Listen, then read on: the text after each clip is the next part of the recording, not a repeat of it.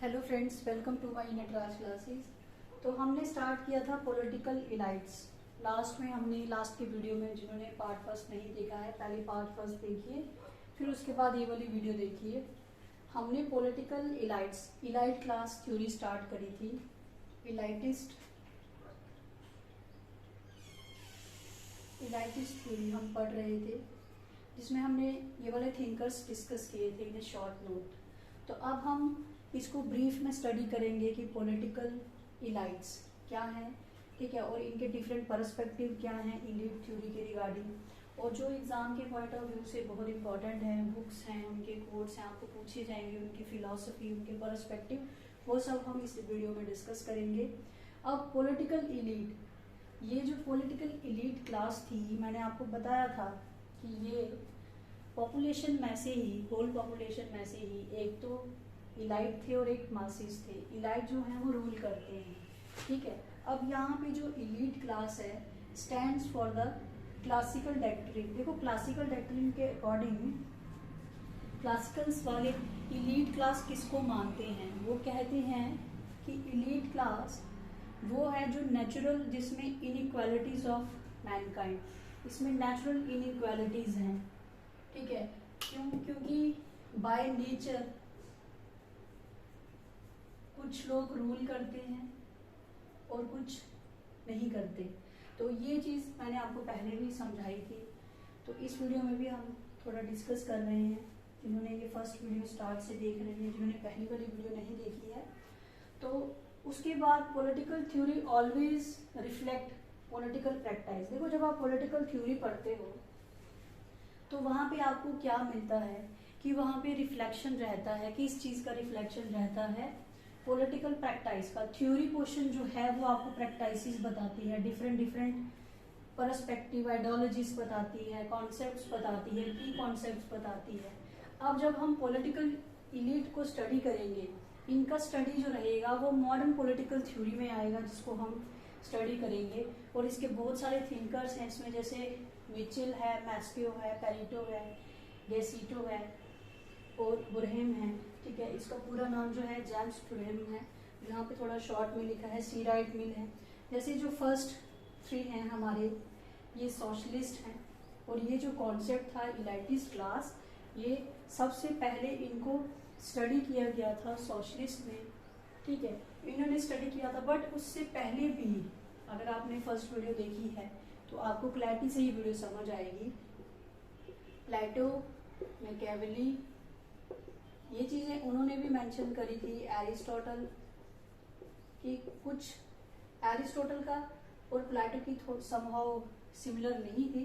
Machiavelli की, इन्होंने जो रूल करते हैं उनके बारे में अपनी अपनी थ्योरीज दी हैं। जैसे प्लेटो का ये मानना था कि राइगोरस ट्रेनिंग के बाद 40-50 ईयर्स तक एजुकेशन के बाद फिर जाके रूलर बनता है। एरिस्टोटल भी यही मानते थे कि कुछ लोग बाय नेचर स्लेव होते हैं और कुछ लोग रूल करते हैं बाय नेचर। और इन्होंने अपनी थ्योरी दी थी जिसमें इन्होंने गोल्ड के बारे में मेंशन किया था, मीडियम पाथ के बारे में। वहाँ पे भी इन्होंने जिसमें सिल्वर होगा, जिसमें गोल्ड होगा, जिसमें ब्रोंजन होगा, वो क्या रूल करेगा? गोल्ड वाले रूल करेंगे, ठीक है। इनकी थ्योरीज थी, शॉर्ट में बता रही हूँ।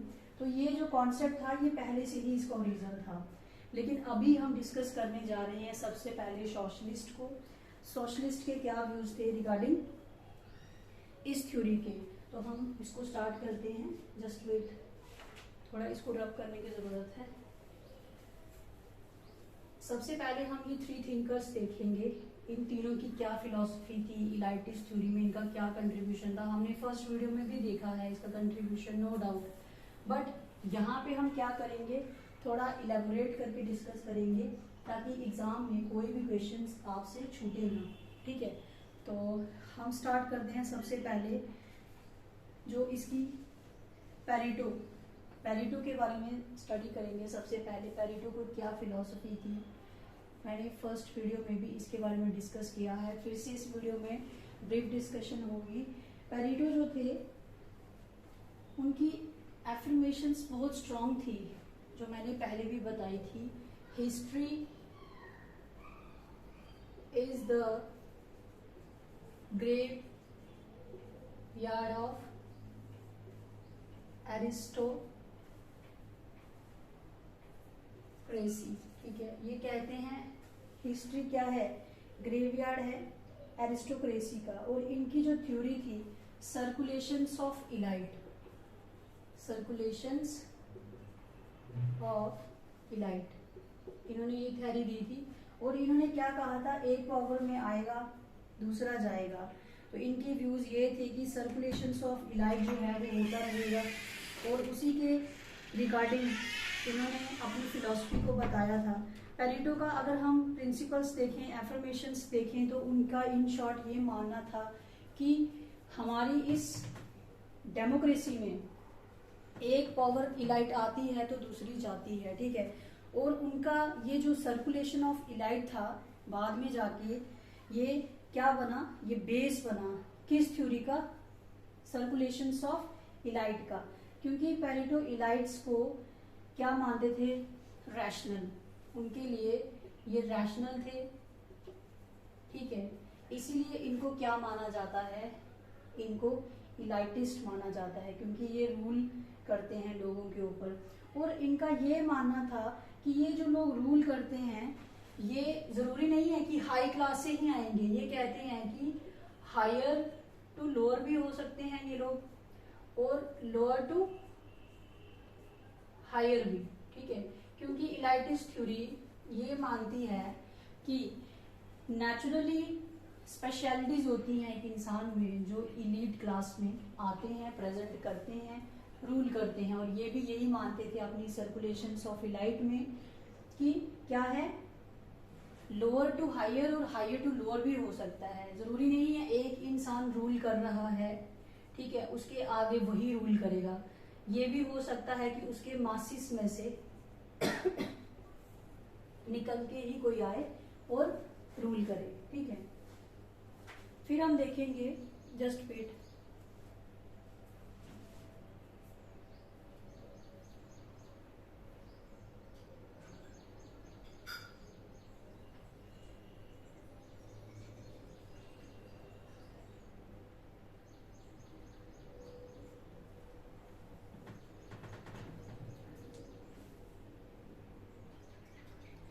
फिर उसके बाद वो बताते हैं कि lower to higher, higher to lower, उनका कहने का मतलब ये होता है एक तो गवर्निंग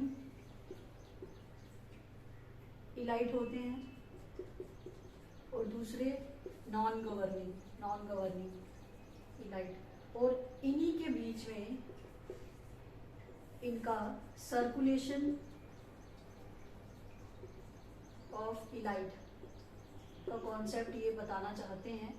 तो इनकी थ्योरी में यही कहना था कि सर्कुलेशन इलाइट जो है वो नॉन गवर्निंग और गवर्निंग के बीच में रहता है, जैसे lower to higher, higher to lower. और इनकी यही फिलॉसफी थी, क्योंकि इनका ये मानना था कि जो लोग मतलब जिन इलाइट्स में क्वालिटीज होते हैं उनको ये जो गवर्निंग इलाइट्स है उनको ये क्या बोलते हैं, रेजिड्यू। आप नोट कर लीजिए, ये पेरेटो की फिलॉसफी है जो हम पढ़ रहे हैं, ठीक है। तो ये क्या कहते हैं कि जिन लोगों में क्वालिटीज होती हैं जो इलाइट रूल करते हैं उनके अंदर क्या होता है, रेजिड्यू, जिसको हम रैशनैलिटी कहेंगे, ठीक है। इनका ये मानना था। और ये जो पूरी थ्योरी थी ये किसकी थी, ये पेरेटो की थी। फिर हम देखेंगे मैस्क्यू के बारे में जानेंगे, मैस्क्यू की क्या थ्योरी थी। और इनकी यही कंप्लीट थ्योरी है रिगार्डिंग इलाइटिस्ट थ्योरी, ठीक है। मैं उम्मीद करती हूँ आपको पेरेटो का पूरा समझ आया होगा कि वो इस थ्योरी में क्या बताना चाहते हैं, उनके क्या पर्सपेक्टिव हैं। तो हमने पेरेटो को डिस्कस कर लिया है। उसके बाद हम मैस्क्यू की स्टडी करेंगे, मैस्क्यूज के क्या व्यूज हैं इलाइटिस्ट थ्योरी के रिगार्डिंग डेमोक्रेसी में, ठीक है, ये चीज देखेंगे। अब मैस्क्यू जो थे उनका important work the ruling class जो उनका इम्पोर्टेंट वर्क है, मैस्क्यू के बारे में बात कर रहे हैं हम, MOSCA, मैस्क्यू। इनका इम्पोर्टेंट वर्क दी रूलिंग क्लास। देखो ये जो इनका इम्पोर्टेंट वर्क है रूलिंग क्लास के ऊपर, इसका एम्फेसाइज जो है किसके ऊपर है, कंसीडर्ड। देखो ये सोशलिस्ट तो थे, मैंने पहले ही आपको बताया है ये लोग क्या थे, ये सोशलिस्ट थे। बट इनका एम्फेसाइज मोर किस पे है, पॉलिटिक्स पे। ये रूलिंग क्लास के बारे में बता रहे हैं, तो ये मोर एम्फेसाइज्ड ऑन पॉलिटिक्स, ये पॉलिटिक्स पे एम्फेसाइज करते हैं, पॉलिटिक्स के बारे में बताते हैं रूलिंग क्लास के थ्रू। तो इनके जो व्यूज थे वो पॉलिटिक्स पे ज्यादा थे, और ये मानते हैं कि एक सोसाइटी में, और एक क्या सभी सोसाइटी में, इन ऑल सोसाइटीज में 2 क्लासेस रहती हैं, जो हमने पहले भी डिस्कस किया।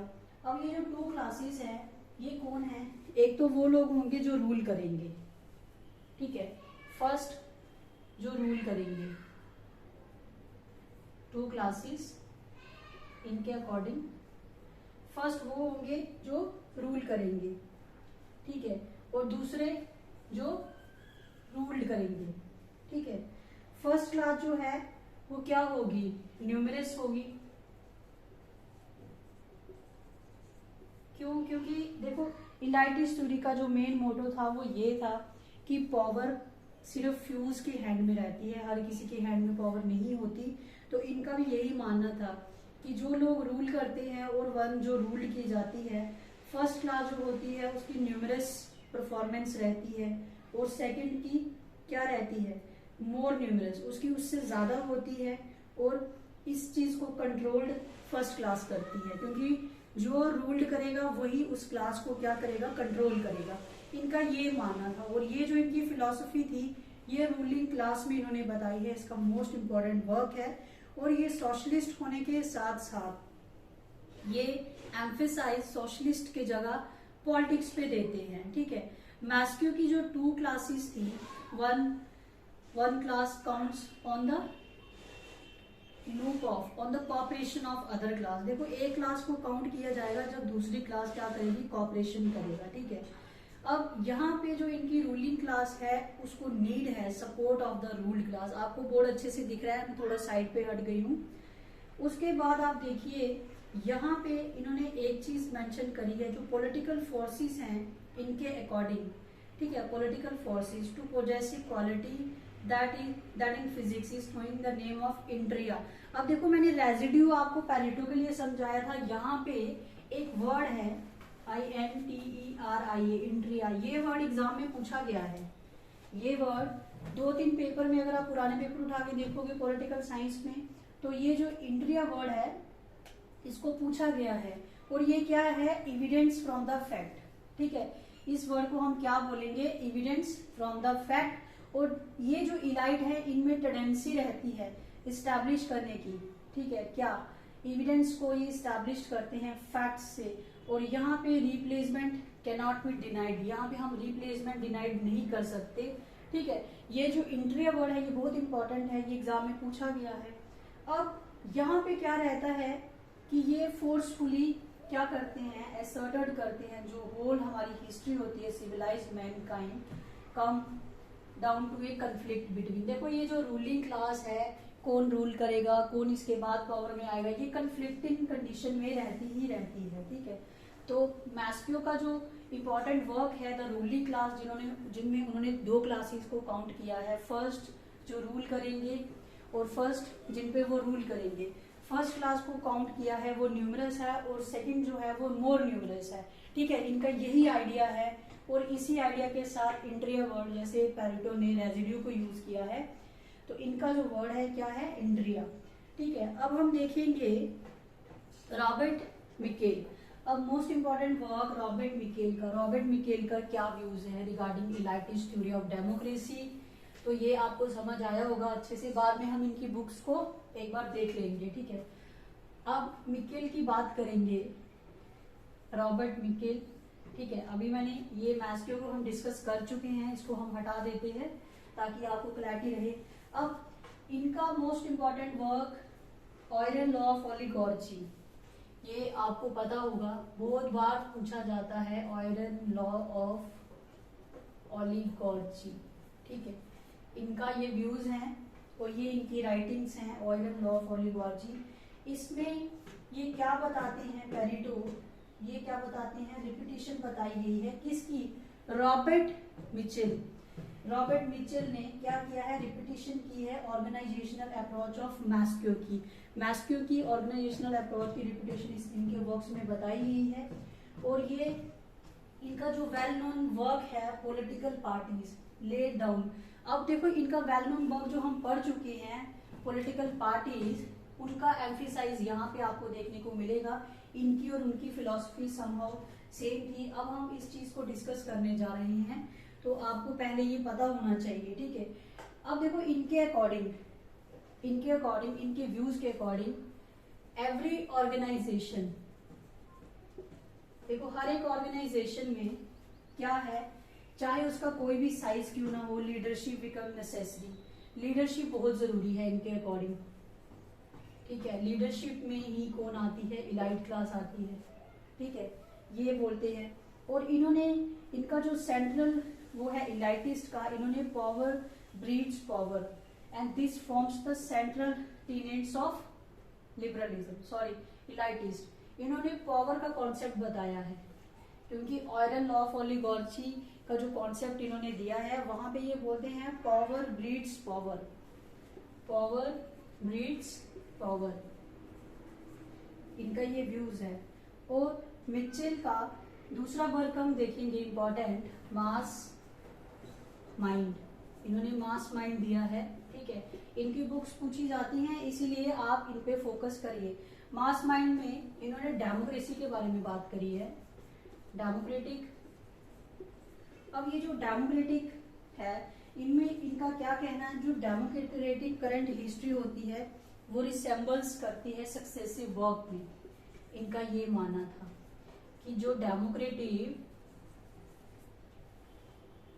पेरेंट्स होते हैं जो भी, वो रिसेंबल करते हैं, उसकी जो हिस्ट्री है वो रिसेंबल करती है सक्सेसिव वर्क में। जो सक्सेसिव वर्क रहेगा उसमें करेगी। अब जेम्स बुरहेम, अब जेम्स बुरहेम को हम देखेंगे तो वो इकोनॉमिक में है, ठीक है, इकोनॉमिक।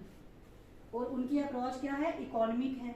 इसमें ये मीन्स ऑफ प्रोडक्शन और डिस्ट्रीब्यूशन ऑफ गुड्स जो पावर इलाइट्स करती है उसके बारे में बताया गया है, पावर इलाइट्स, ठीक है। और जेम्स बुरहेम की कंटेंट में अगर आपको पूछा जाए कि इकोनॉमिस्ट में, तो ये जेम्स बुरहेम होंगे। अब सी राइट मिल है, ये यूएसए से है, ये मैंने आपके साथ पहले भी डिस्कस किया था। अब सी राइट मिल के क्या व्यूज हैं, इनके जो किताब है इम्पॉर्टेंट वो मैंने आपको पहले भी राइट डाउन करवाई थी, तो ये यूएसए से तो हैं। और इनका मेन जो है एम्फेसाइज, ठीक है, ये कहते हैं कि इलाइट जो है वो प्रोडक्शन होता है इंस्टीट्यूशन का, ठीक है, इंस्टीट्यूशन इनको बनाता है, ठीक है। सी राइट मिल ये यूएसए से है, ठीक है। तो ये वहाँ का फेडरल सिस्टम बताते हैं। मैंने पहले आपको बताया कि वो लोग क्या करते हैं, इलाइट्स को बनाते हैं। और जितने भी बड़े फेडरल ऑफिसर्स फेडरल में होते हैं, कॉर्पोरेट्स होते हैं, उनको हम क्या बोलेंगे, पावर इलाइट्स। तो इन्होंने पावर इलाइट्स का कॉन्सेप्ट दिया है, ठीक है। उसके बाद इनकी जो अप्रोच है वो इंस्टीट्यूशनल है, क्योंकि ये बड़े बड़े इंस्टीट्यूशंस को क्या बोलते हैं, पावर इलाइट, ठीक है। जैसे बिग कॉर्पोरेट। फर्स्ट वीडियो आपका देखना बहुत जरूरी है इस वीडियो को समझने के लिए, ठीक है। तो यहाँ पे क्या रहता है कि ये मतलब सिग्निफाई करते हैं कि यहाँ पे जो पावर में लोग आएंगे उनको गवर्नमेंट बनाती है डेमोक्रेसी में, क्योंकि जो भी लोग पावर्स में हैं, जो भी लोग हायर पोजीशंस पे हैं, चाहे वो मिलिट्री ऑफिसर्स हैं, तो उनको भी हम पावर इलीट बोलेंगे। ये सी राइट मिल का कहना था, ठीक है। उसके बाद हम देखेंगे बुरहेम। अब देखो बुरहेम का जो मैंने अभी आपको बताया, इनकी इंपॉर्टेंट बुक आप राइट डाउन करिए, political process of managerial revolution. देखो मैनेजरियल रेवोल्यूशन पूछा जाता है किसका है, मैनेजरियल रेवोल्यूशन। तो ये जो था ये जेम्स बुरहेम का है, ये इन्होंने दिया था, इंपॉर्टेंट है, लिख लीजिए। अब देखो ये जो थिंकर्स थे इन्होंने अपने डिफरेंट व्यूज दिए हैं रिगार्डिंग किसके, रिगार्डिंग इलाइटिस्ट थ्योरी ऑफ डेमोक्रेसी के रिगार्डिंग, ठीक है। उसके बाद हम लास्ट में कुछ थिंकर्स हैं इंपॉर्टेंट जो आपको समझना है, क्योंकि देखो पॉलिटिकल साइंस का सिलेबस बहुत वास्ट है, आप कितने कोर्स, कितने थिंकर्स, बुक्स, कॉन्सेप्ट्स आपको पढ़ के जाने ही हैं, ठीक है। तो अब हम देखेंगे थ्योरी ऑफ पॉलिटिकल इलाइट्स।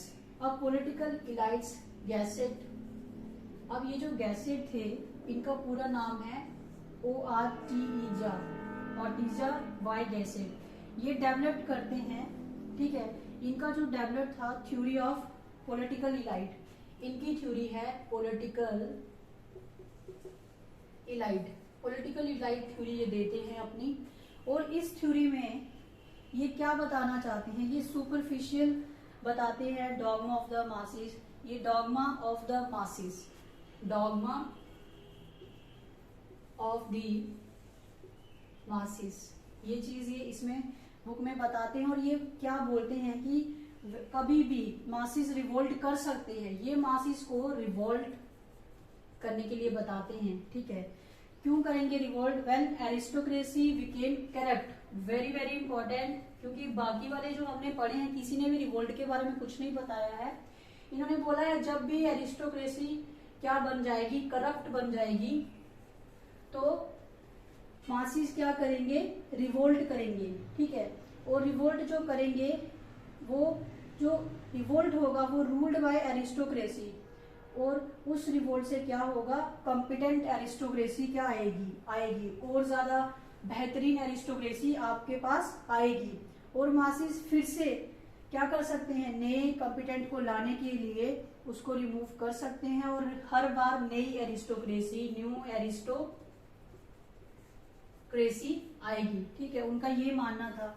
अब अगर पॉलिटिकल थ्योरी ऑफ इलाइट को हम देखें, अब दो अमेरिकन की बात करेंगे। सबसे पहले हमने सी राइट मिल के बारे में पढ़ा, और उसी के साथ हमने बुरहेम के बारे में पढ़ा। अब सी राइट मिल जो थे वो इंस्टीट्यूशनल अप्रोच को देखते हैं, वो इंस्टीट्यूशंस में जो पावर इलाइट बैठे हुए हैं उनके बारे में बात कर रहे हैं। बट बुरहेम क्या करते हैं? वो इकोनॉमिक में देखते हैं, ठीक है, वो इकोनॉमी में देखते हैं। और यहाँ पे वो मोर और लेस जो है वो मार्क्सियन अप्रोच को यूज करते हैं। पूछ सकते हैं कि इलाइटिस थ्योरी ऑफ डेमोक्रेसी में जो इकोनॉमिक में अपना पर्सपेक्टिव बताते हैं, जो बुरहेम है वो मार्क्सियन के बारे में अपनी थ्योरी में बताते हैं, क्योंकि इकोनॉमिक, प्रोडक्शन और सडन एस्पेक्ट जो है वो सब कौन बताते हैं? कार्ल मार्क्स, ठीक है। वहां पे इकोनॉमिक को बेस बना के वो अपनी पूरी फिलॉसफी प्रेजेंट करते हैं, जिसमें हैव्स एंड हैव्स नॉट का कॉन्सेप्ट आता है। फिर उसके बाद आप देखिएगा, अब अगर हम मार्क्स के बारे में लेके चले तो मार्क्स का जो मीन्स ऑफ प्रोडक्शन है बाय एंड इलाइट के बारे में, तो ही takes nothing more from Marx. इन्होंने ज्यादा तो इन्होंने मार्क्स से लिया नहीं है, बट इनका जो मेन मीन्स ऑफ प्रोडक्शन है बाय एंड इलाइट, जो मीन्स ऑफ प्रोडक्शन इन्होंने इलाइट क्लास के थ्रू बताया है वो मार्क्स का है, मीन्स ऑफ प्रोडक्शन, ठीक है। तो ये इन शॉर्ट ये सारी जो डिस्कशंस थी, ये political elites, democratic elites, socialist, उनके बारे में हमने डिस्कस किया है। बहुत इंपॉर्टेंट है, आप अपनी नोटबुक पे इनकी इंपॉर्टेंट बुक्स को राइट डाउन कीजिए, और पुराने क्वेश्चन पेपर उठाइए, वहां से क्वेश्चंस सॉल्व करिए, ठीक है। इनकी बुक्स को देखिए, इनके कोड्स पूछे जाते हैं, ये बहुत इंपॉर्टेंट है, और इनके कॉन्सेप्ट पूछे जाते हैं, ठीक है। तो आज के वीडियो में इतना ही, थैंक यू।